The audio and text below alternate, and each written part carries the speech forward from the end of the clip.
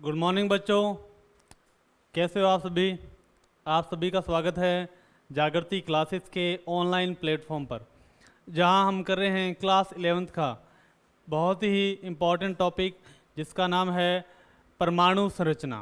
परमाणु संरचना में अपने पहुंच चुके थे स्पेक्ट्रम की तरफ।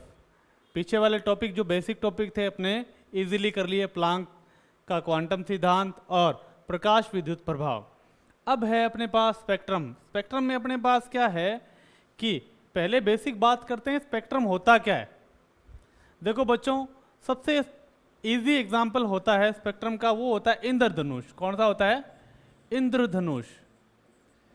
इंद्रधनुष क्लियर। सफेद प्रकाश होता है ना, सफेद प्रकाश, उसमें विभिन्न प्रकार के रंग होते हैं। क्लियर। और इंद्रधनुष कब दिखाई देता है अपने को? जब बारिश पड़ती है बहुत सारी। ठीक है। अब होता क्या है, जब सफेद प्रकाश, श्वेत प्रकाश, ठीक है, ये अपने पास बारिश की बूंद है, ठीक है, वर्षा की बूंद, इसमें से पास होता है तो क्या होता है, ये सफेद प्रकाश 7 प्रकार के रंगों में विभक्त हो जाता है। ठीक है, जिसे अपने याद रखने के लिए बोलते हैं विबग्योर। क्लियर। और ये क्या है, तरंग दैर्ध्य के एक निश्चित क्रम में व्यवस्थित किए जाते हैं। क्लियर। तो सफेद प्रकाश को जब वर्षा की बूंद में से क्रॉस होती है, पार होती है, तो इंद्रधनुष का निर्माण होता है। क्लियर। उसी टाइप से क्या होता है, साइंटिफिकली देख लेते हैं कि अगर श्वेत प्रकाश को, कौन से? श्वेत प्रकाश को, एक युक्ति होती है जिसे बोलते हैं प्रिज्म। क्या बोलते हैं? प्रिज्म। प्रिज्म क्या होता है? इस टाइप का होता है। क्लियर। और जिसमें से क्या होता है, अगर श्वेत प्रकाश गुजरेगा तो वो 7 प्रकार के रंगों में विभक्त हो जाता है। कितने प्रकार के रंगों में? 7 प्रकार के रंगों में विभक्त हो जाता है। क्लियर। और ये जो अपने पास है, इसे ही क्या बोलते हैं? स्पेक्ट्रम बोला जाता है। क्या बोला जाता है बच्चों? स्पेक्ट्रम। तो सिंपल सी परिभाषा हो गई कि जब श्वेत प्रकाश को, जब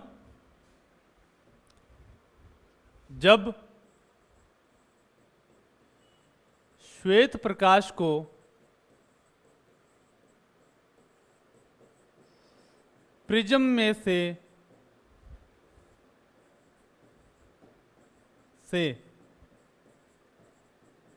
गुजारा जाता है, जो मैंने आपको पहले बताया था, तो क्या होता है, तो एक आगे पर्दा लगा रहता है फिल्म टाइप, ठीक है, उस पर 7 प्रकार के रंग प्राप्त होते हैं। ठीक है, जिसे बोलते हैं फिल्म या पर्दा पर, तो फिल्म या अपने बोलते हैं पर्दे पर रंग दिखाई देते हैं। क्लियर। जिसे स्पेक्ट्रम कहते हैं। जिसे क्या बोलते हैं बच्चों? स्पेक्ट्रम कहते हैं। बहुत आसान है और बहुत ही इजी भी है। ठीक है, आपको इसमें कोई दिक्कत नहीं आएगी। तो स्पेक्ट्रम सिंपल सी बात है, कर लेंगे। अब बात करते हैं स्पेक्ट्रम के आगे प्रकार। स्पेक्ट्रम के देखो बच्चों 2 प्रकार होते हैं, जो अपने सिलेबस में अपने वो डिस्कस करेंगे। ठीक है, स्पेक्ट्रम 2 टाइप होते हैं। एक तो होता है अपने पास उत्सर्जन स्पेक्ट्रम। कौन सा होता है? उत्सर्जन स्पेक्ट्रम। और एक होता है अपने पास अवशोषण स्पेक्ट्रम। अवशोषण स्पेक्ट्रम। तो अपने सिलेबस में कौन सा है? उत्सर्जन स्पेक्ट्रम है, अपने उसी के बारे में डिस्कस करेंगे। क्लियर। तो हेडिंग डाल देते हैं अपने उत्सर्जन स्पेक्ट्रम।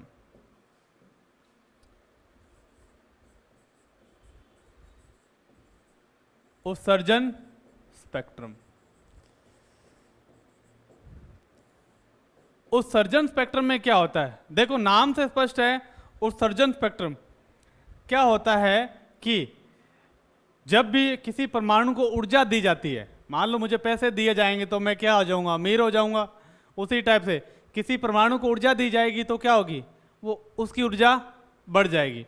और वो ये निम्न ऊर्जा स्तर है, ये ऊपर वाला ऊर्जा स्तर है जिसे बोलते हैं उच्चतम ऊर्जा स्तर, और निम्न से उच्चतम ऊर्जा स्तर में चला जाएगा।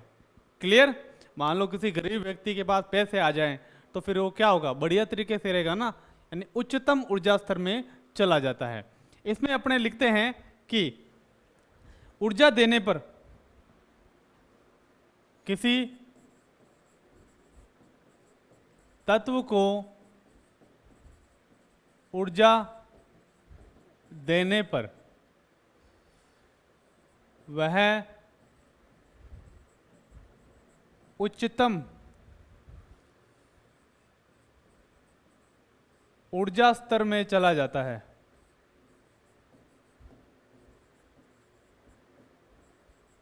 उच्चतम ऊर्जा स्तर में चला जाता है।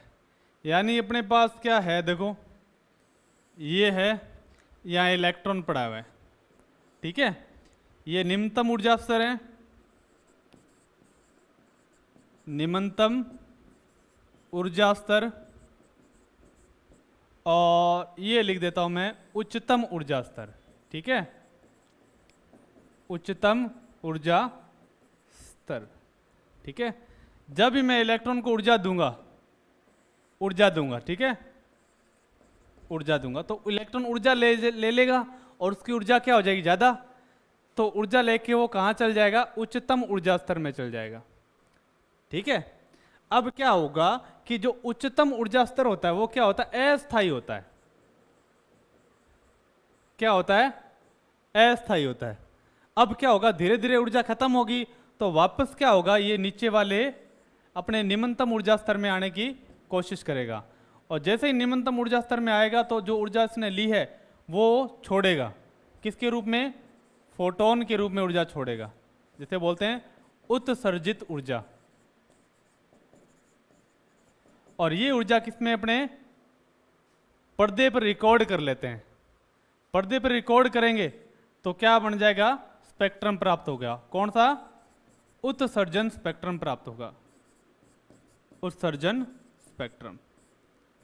बहुत आसान है, कोई दिक्कत वाली बात नहीं है। जब किसी भी तत्व को ऊर्जा दी जाती है तो वह अपने निम्नतम ऊर्जा स्तर से कहाँ चल जाता है, उच्चतम ऊर्जा स्तर में चला जाता है। और उच्चतम ऊर्जा स्तर क्या होता है, अस्थायी होता है, जिसमें क्या होता है, यह इलेक्ट्रॉन ऊर्जा त्याग कर अपने निम्नतम ऊर्जा स्तर में आता है, जिससे कहाँ पर, फोटोग्राफिक प्लेट पर रिकॉर्ड कर लिया जाता है, जिसे क्या बोलते हैं, उत्सर्जन स्पेक्ट्रम बोला जाता है। क्लियर। अब इसके प्रकार होते हैं, इसके निम्न प्रकार हैं, ठीक है, इसके निम्न प्रकार हैं। जो पहला है उसे बोलते हैं सतत स्पेक्ट्रम। सतत का मतलब लगातार। भाई अपने पास जैसे ही प्रिज्म में से लाइट पास करी, सफ़ेद लाइट, तो अपने पास क्या रंग प्राप्त हुए 7 प्रकार के, ठीक है। इसमें क्या होता है, जो रंग प्राप्त होंगे वो लगातार होंगे, जैसे ये है, ठीक है, इसमें कोई गैप नहीं होगा। यहाँ पर अलग कलर आ जाएगा, ठीक है, और यहाँ पर अलग कलर आ जाएगा इस हिसाब से, और यहाँ पर अलग कलर आ जाएगा इस हिसाब से, विबग्योर रीजन, ठीक है, VIBGYOR। तो क्या होता है, जो स्पेक्ट्रम प्राप्त होता है उसमें कोई भी क्या होता है, गैप नहीं होता। क्लियर। सारे इकट्ठे हैं, एक साथ चिपके हुए कलर आते हैं, ठीक है, ये होता है सतत स्पेक्ट्रम। इस प्रकार के उत्सर्जन स्पेक्ट्रम में रंग या रंगों के मध्य कोई गैप नहीं होता या स्थान नहीं होता, स्थान जिसे बोलते हैं अपने, गैप नहीं होता, नहीं पाया जाता है। ऐसे स्पेक्ट्रम क्या कहलाते हैं? सतत स्पेक्ट्रम कहलाते हैं। क्या कहलाते हैं बच्चों? सतत स्पेक्ट्रम कहलाते हैं। जैसे अपने एग्जाम्पल बताओ कोई, जैसे अपने पास है इंद्रधनुष। कौन सा है?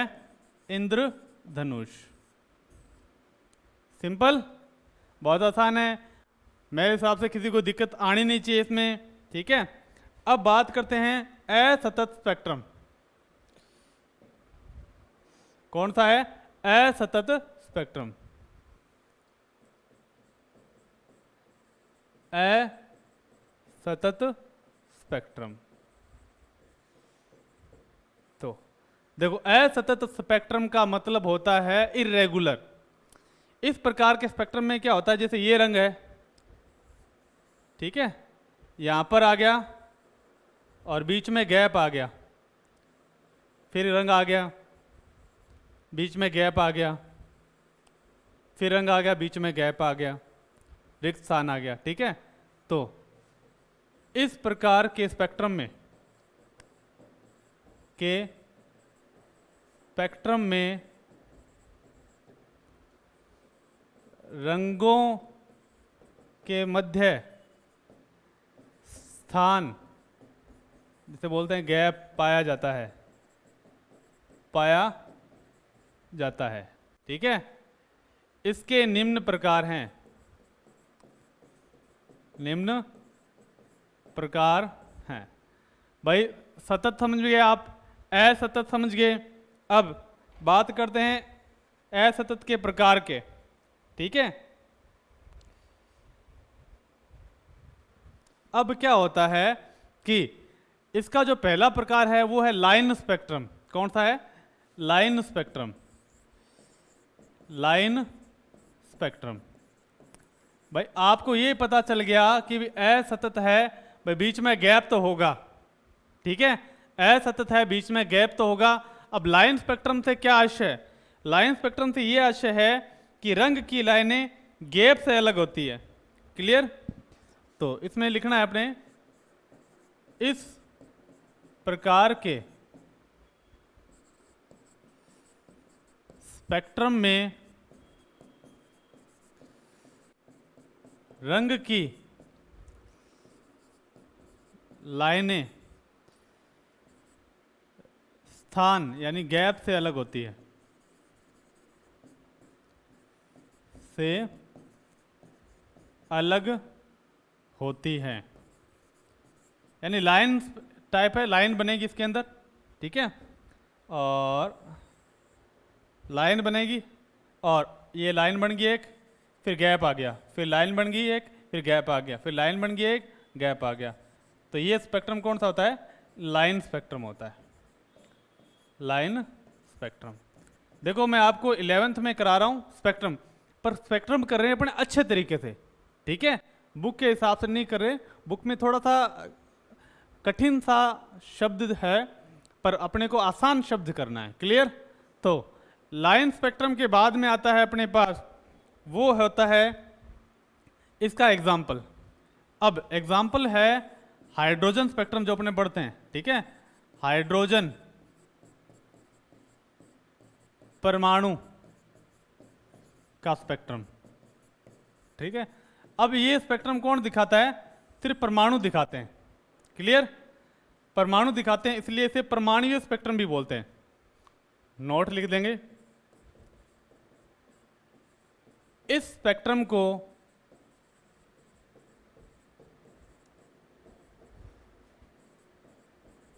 परमाणुीय स्पेक्ट्रम भी कहते हैं।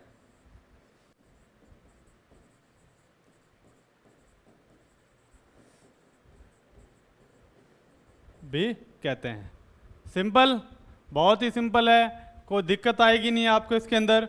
और नेक्स्ट करते हैं band spectrum. Band spectrum, B part इसका, बैंड स्पेक्ट्रम।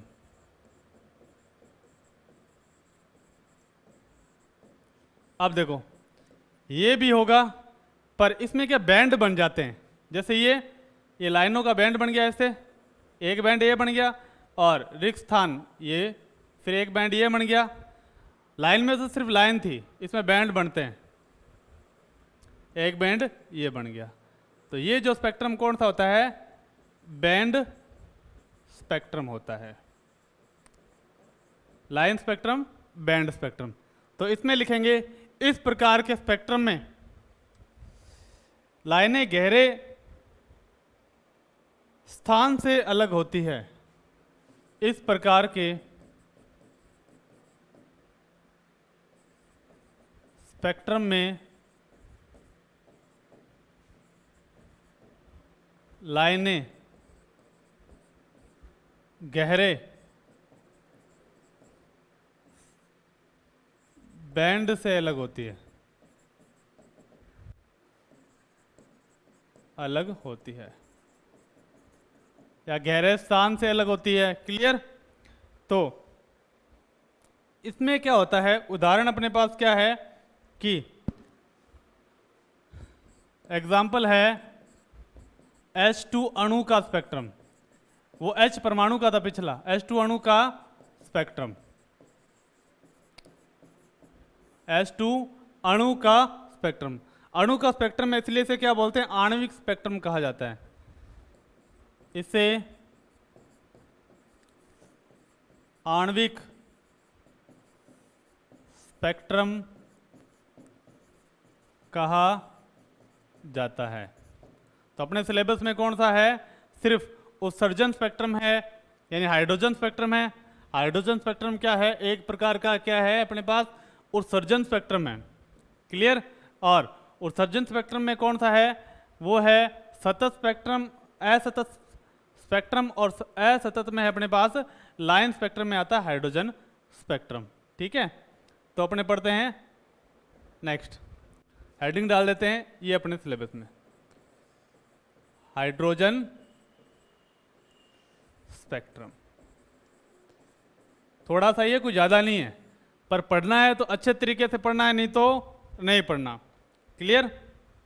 तो पहला पॉइंट लिखेंगे, यह एक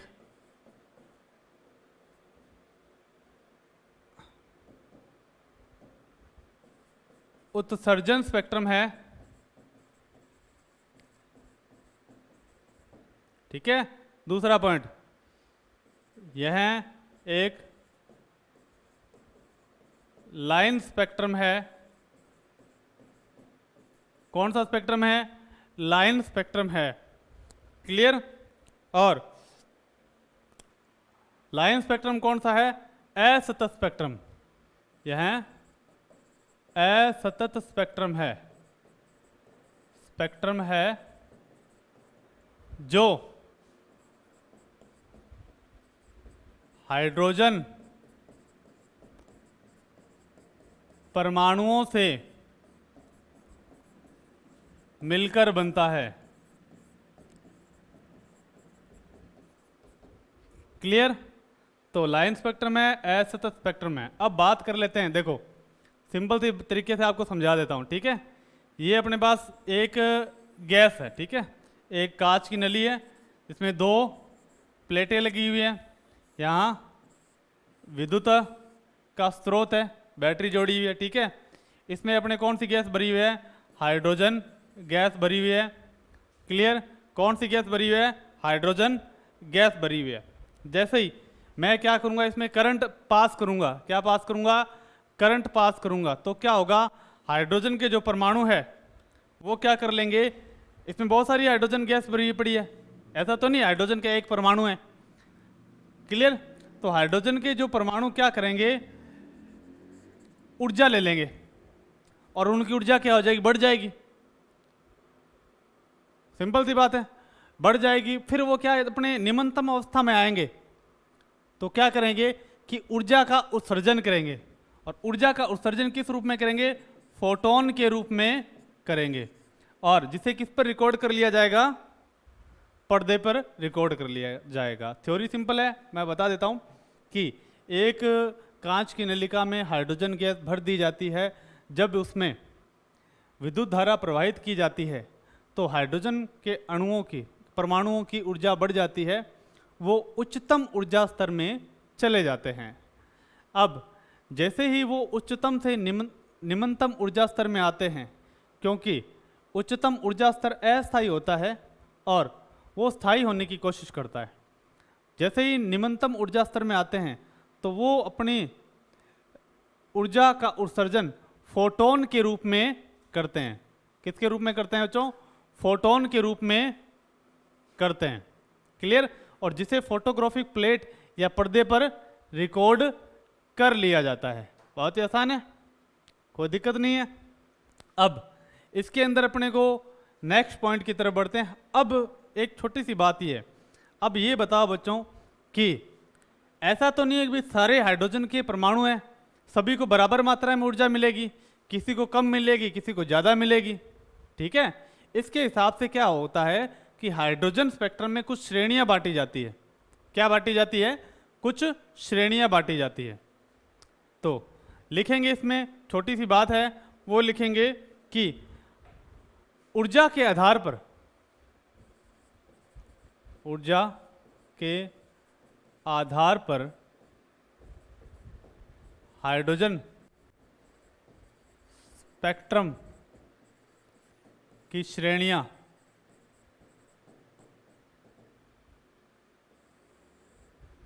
निम्न है।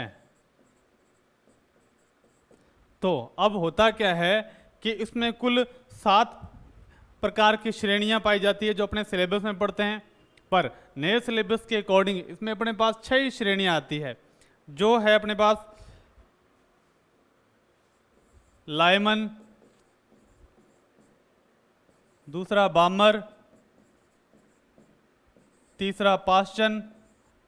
तो सबसे पहले अपने बात कर लेते हैं, पहले 3 श्रेणियों की बात करते हैं। सबसे पहली श्रेणी होती है लाइमन, जिसमें क्या होता है कि अगर हाइड्रोजन परमाणु अनंत से लेकर पहले में आ जाए, n बराबर 1 में आ जाए, तो क्या होता है कि लाइमन श्रेणी का निर्माण होता है।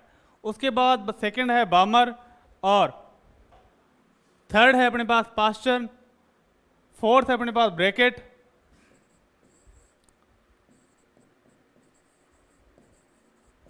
फिफ्थ है अपने पास फुंड, और सिक्स्थ है अपने पास हैम्फ्री। हैम्फ्री, ठीक है? इसे थोड़ा सा लिख देते अपने, हैम्फ्री। तो आपको समझाता हूं मैं लाइमन श्रेणी क्या होती है। तो फर्स्ट डाल देता हूं लाइमन श्रेणी। लाइमन श्रेणी के आधार पर आप सभी श्रेणियां आसानी से समझ सकते हो। लाइमन श्रेणी, जब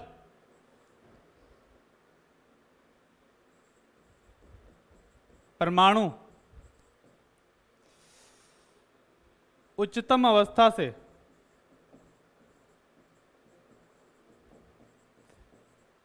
n बराबर 1 यानी पहली कक्षा में आता है, तो लाइमन श्रेणी का निर्माण होता है। क्लियर? और ये श्रेणी होती है पेरा बैंगनी क्षेत्र में, पेरा बैंगनी क्षेत्र में होती है, क्षेत्र में होती है। अब आपको सारे तरीके से मैं समझा देता हूं। क्लियर? ये अपने पास परमाणु,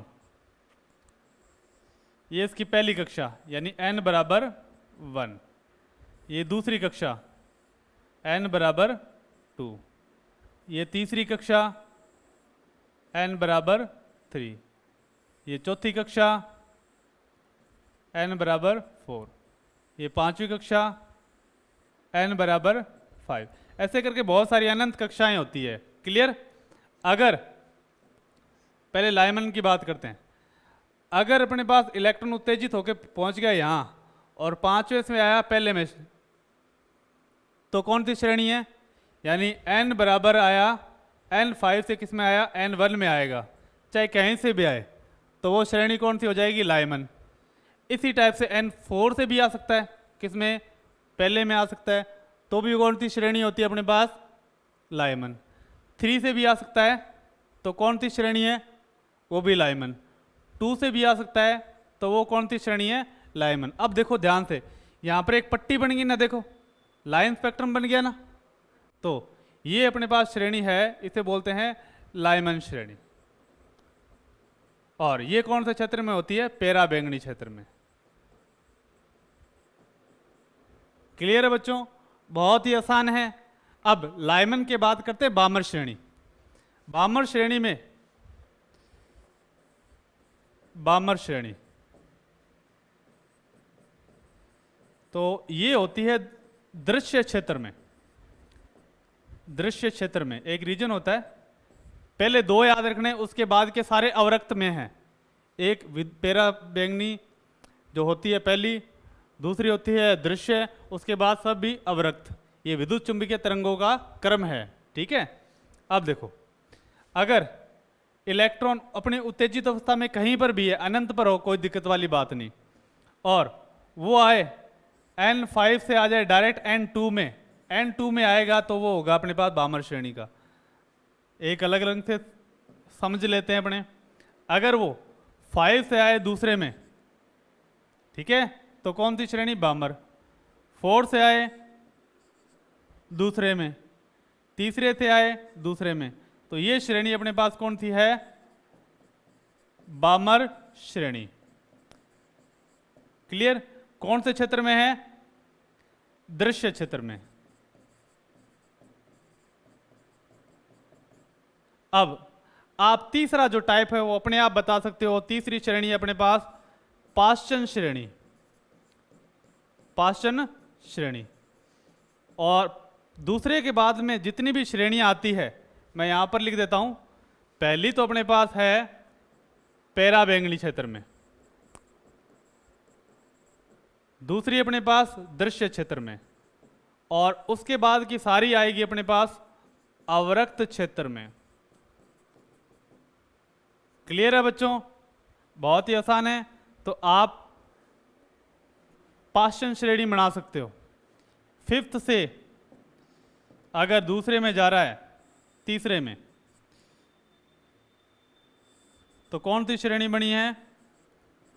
पाश्चन श्रेणी। इसे और बड़ा कर सकते हैं, ठीक है। और ये कौन सा क्षेत्र है? अवरक्त क्षेत्र। अवरक्त क्षेत्र। तो बहुत ही आसान है देखो बच्चों, और इसे अपने और भी आसान तरीके से कर सकते हैं, बस आपको थोड़ी बहुत प्रैक्टिस करनी है। ये हाइड्रोजन स्पेक्ट्रम बनता है, और ये किस टाइप का स्पेक्ट्रम होता है? एक परमाणवीय स्पेक्ट्रम होता है। क्लियर? अब आपको लाइनें कैलकुलेट करनी आसानी से कर सकते हो, और इसका गणितीय रूप होता है। उस गणितीय रूप में क्या होता है? एक छोटी सी समीकरण है।